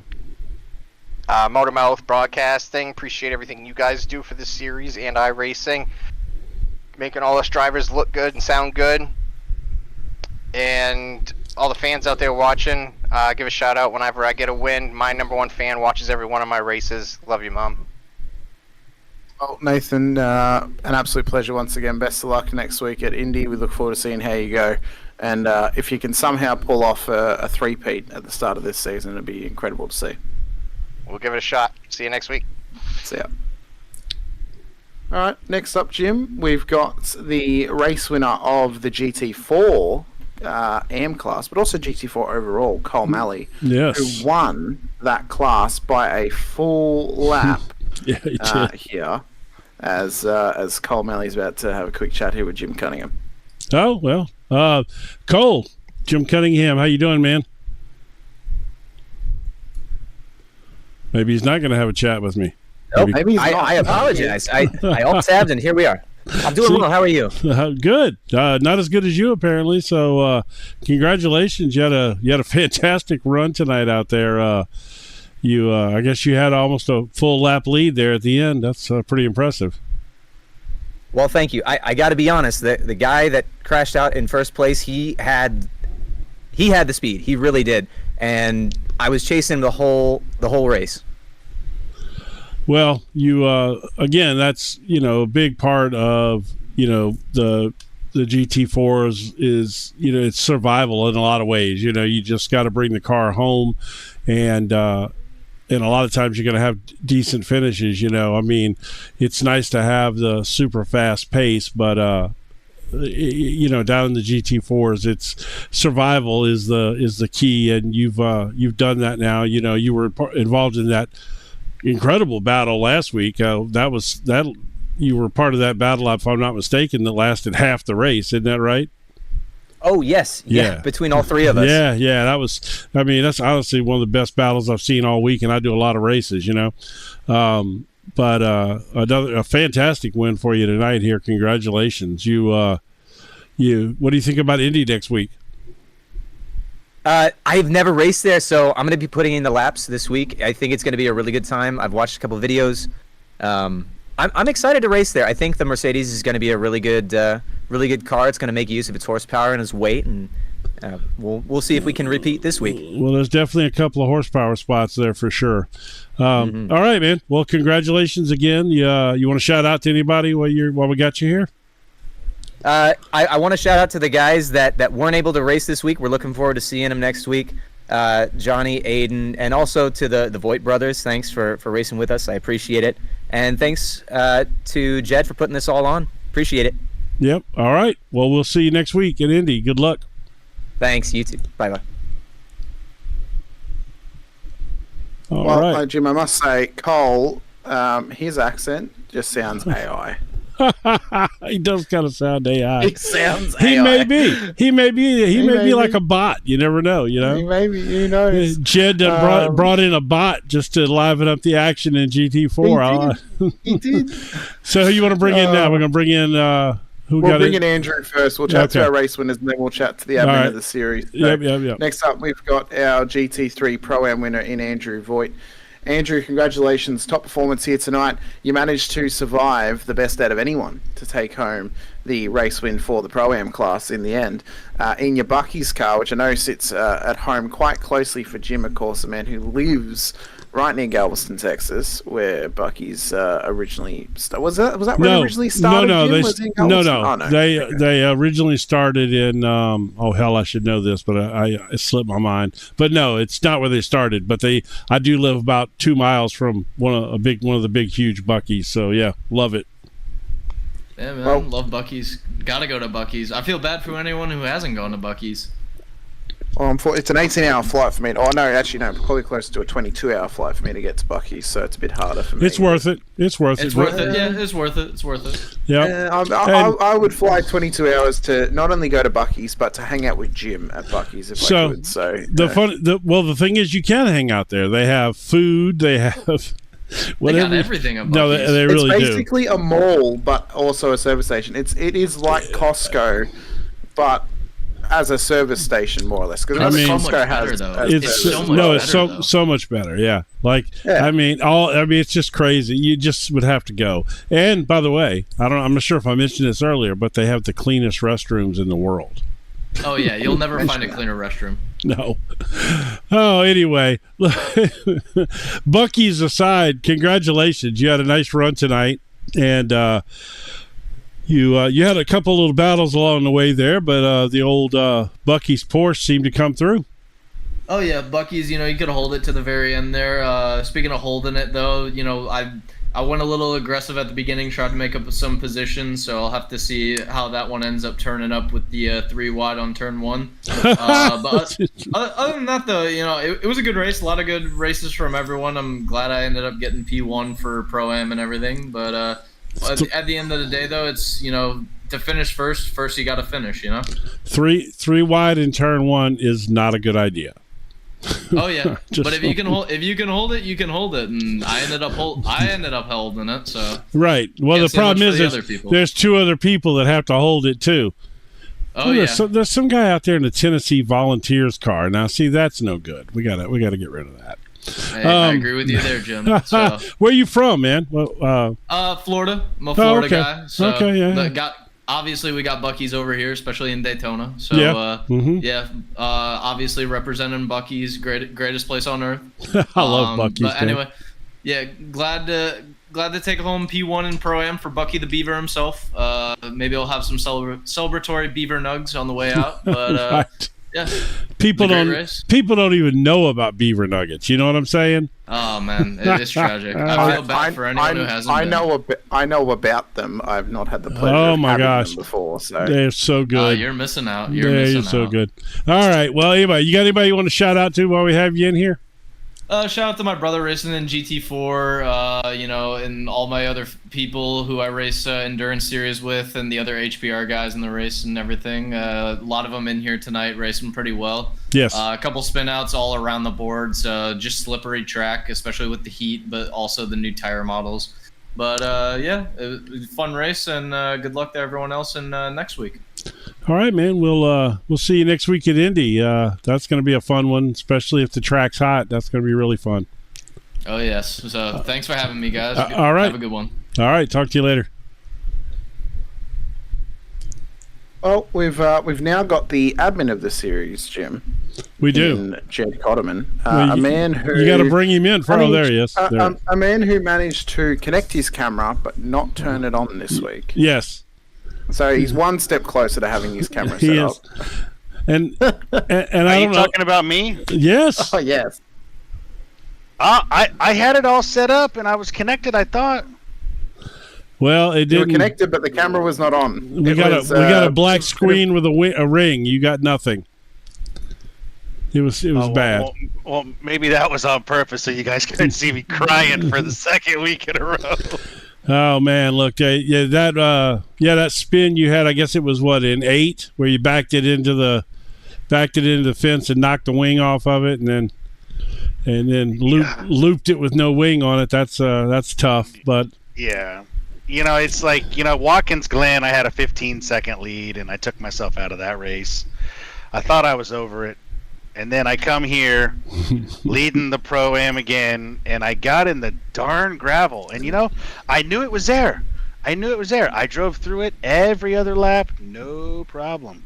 That lap, I don't know. Well, it just decided it. Welcome to the unpredictable new tire model and the the debris, which is still relatively new and somewhat unpredictable as well.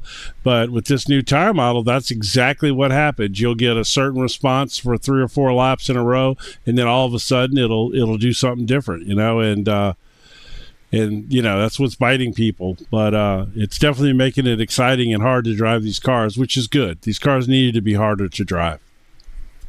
Yeah, they're definitely a challenge. And I'm really, it may not look like it, and I'm not trying to toot my own horn, but I'm really, really new to these GT3 cars, and I've just tried to, put in the practice, and, I've got Trophy AI that coaches me, which is really, really cool. It is actually really cool. I would love to get them as a sponsor.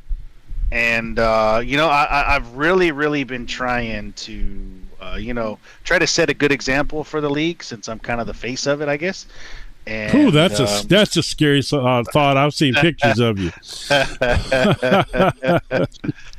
Well, we'll put your kid's face out there at least, or something. Yeah, I'm still trying to figure out where his curly hair came from because mine's straight as can be. But Well, anyway, we won't get into that. That's another. That's another U.S. mail story or something. I don't know. Yeah. But, man, I so just beyond frustrated. I mean, like, I can't wait to go back and watch the broadcast, and I know you guys are going to do a stellar job as always, like you did the first week. But man, it's right there. The carrot's dangling right in front of my face. I just can't grab the darn thing. Well, that's part of the process, though, man. That's part of the developmental process. There comes a point where you get the speed, but you got to figure out how to bring it home, and that's where you're at right now. In the class of cars you're racing in with, you're fast. You just gotta figure out how to bring it home. You maybe push a little too hard. When you got a big lead, that's it's all part of the learning process, man. If you don't, those spins are eventually, you're hard-headed, so it may take 2 or 3 of them before it beats it into your head to slow down a little bit when you got a lead. But eventually you'll get it. Yeah, it's like I'd rather be consistent and finish second. And I know I need to take a sip of my own words here, but I really strive to just be consistent, and that's how I kind of approach the whole GT3 thing. Is if I can just be consistent, spins are going to happen, wrecks are going to happen, and I'll gain my positions that way. And that's actually how I got to be. I think I made it up to 6th overall, and I just tried to be consistent. To be fair, Nathan, our race winner, who is like alien fast, he's fast. And he drives the Mustang, and he was talking about this setup. The back end was really squirrely in this car with this fixed setup tonight on this track. So it's entirely possible that it wasn't all you tonight. Apparently the Mustang was a handful, and that's coming from a guy who clearly can drive the hell out of the Mustang. Yeah, the setup here probably should have been more of a high downforce instead of medium. I'm gonna have to look into that, especially for Indy with that infield. The track is so darn flat and whatever. I may have to give us all a handicap and put a different setup in there. But man, I tell you, I don't know how Nathan gets the times he does. He really truly is an alien. I just wish he would come out and say it. It'd make me feel a lot better about being a second and a half slower than him all the time. But no, man, he's stellar. Like I want to be more like Nathan, and he's very humble and down to earth. Like I could text him in Discord and he'll answer me back right away, and he'll help me, kind of understand why this happened or what to do, or I watch him a lot, and I like that he's running the Mustang now because the Mustang is my car. So now I've got somebody that I can kind of compare to and learn from. But yeah, man, there's a couple fast guys. Scott Patron, he hasn't had a lot of luck.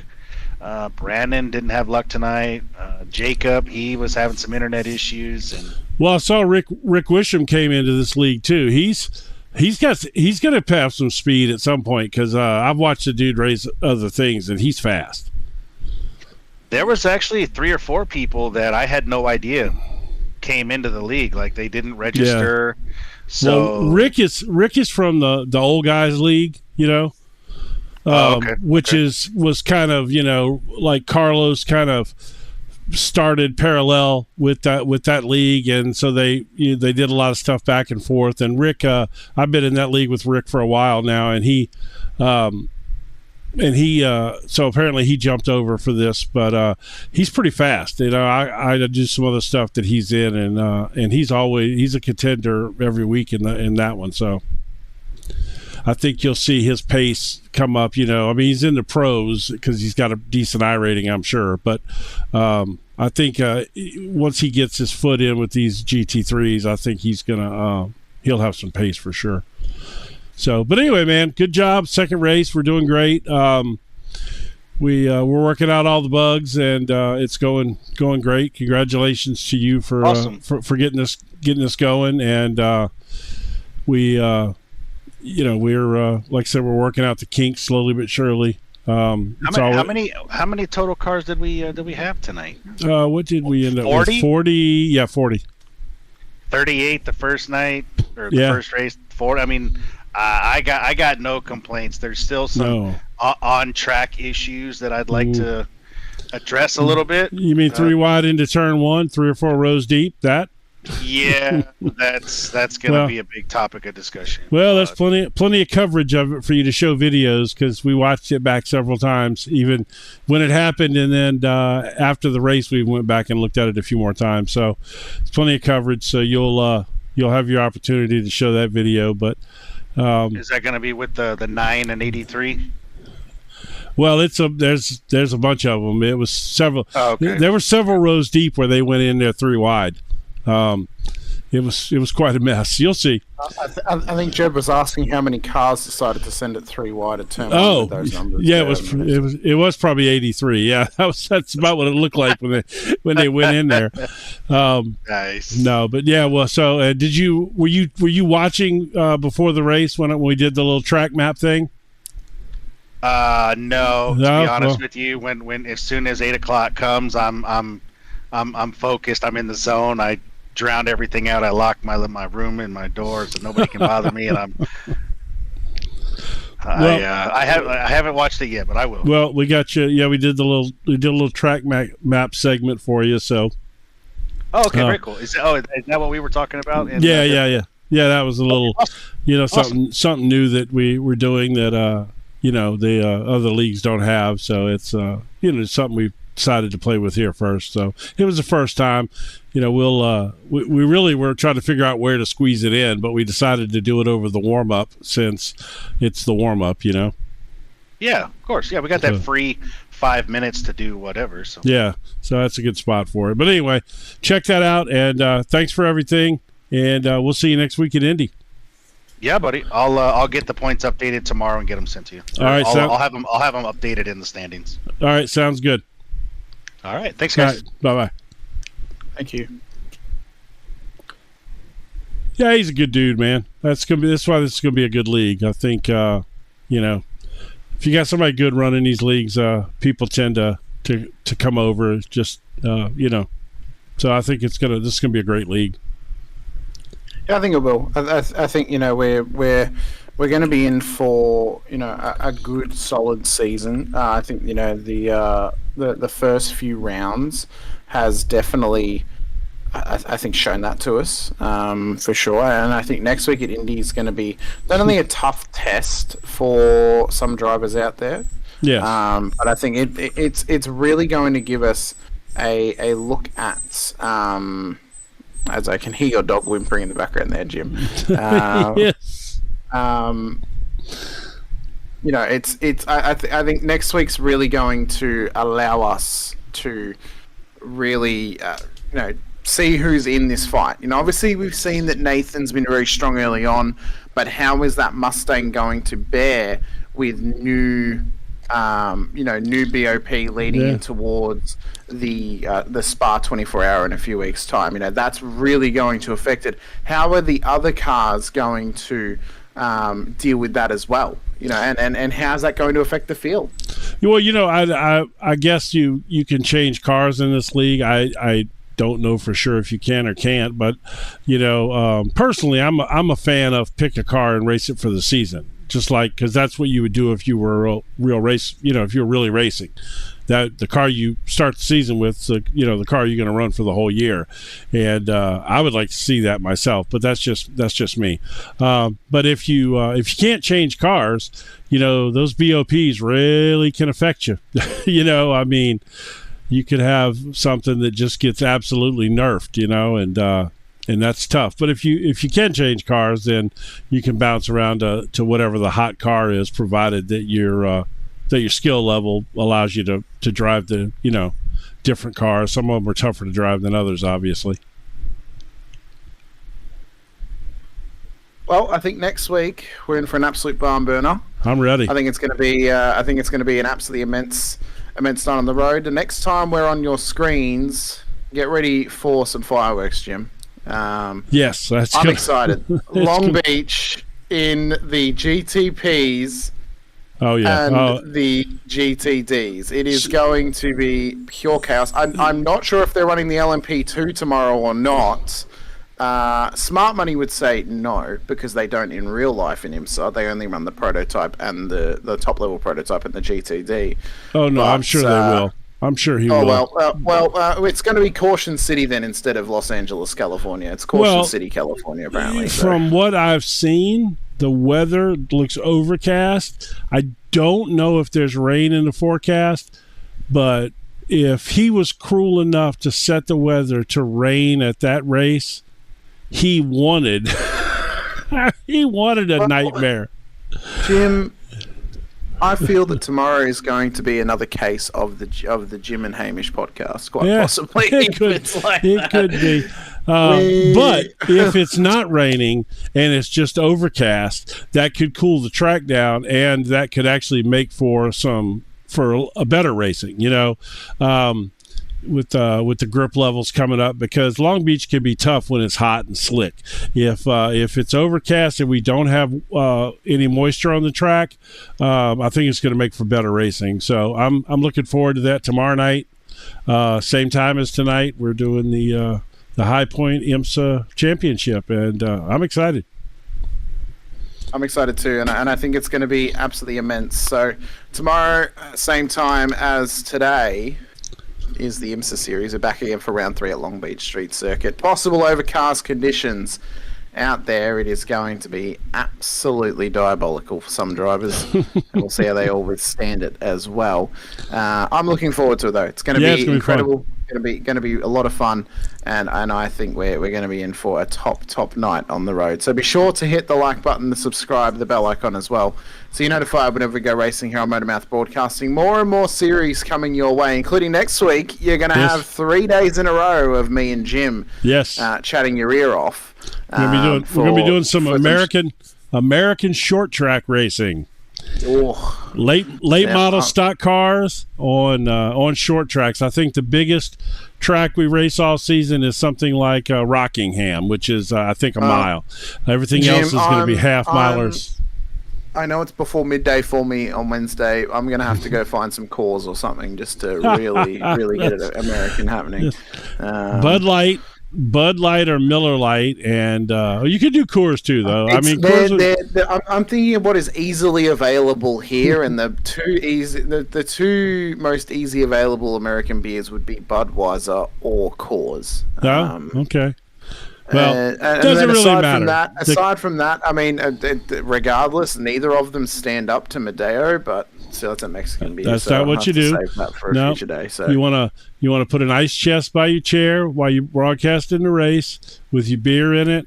Put your muscle shirt on with an American flag on it, and we're gonna be in business, baby. We're going short track racing. Okay. No, we're gonna go real fast and real left next week. So it's gonna be absolutely incredible. But massive thank you to everyone though who's joined us thus far this season on this journey as well. It's been absolutely incredible. As I said, if you haven't already, hit that like button, hit that subscribe, hit that bell icon too, to not only help support Jim, but all the series that we broadcast here on Motormouth Broadcasting as well. For whatever reason you want more of me at an Australian local time zone, you can find me over at Infinity Broadcasting. Of course, we don't run head-to-head, Jim, because we're in 2 completely different time zones. We are indeed. So that works out well for both of us. And then, I'm looking forward to tomorrow. Long Beach is going to be absolutely incredible. But I've been Hamish Rondo with Jim Cunningham alongside. Appreciate your time. Appreciate you for being here with us once again. Big shout out to the stream sponsors, of course, Digital Race Engineer and Track Cams as well. Massive thank you to them for supporting the stream and the broadcast too. It's been absolutely incredible thus far this season. We've still got many more rounds to go though of the GT Challenge brought to you by High Point Racing. We'll see you guys next week for Indianapolis. We'll also see you guys tomorrow though for the High Point IMSA series out at Long Beach. But until then, stay safe, drive hard, and as always, bye for now.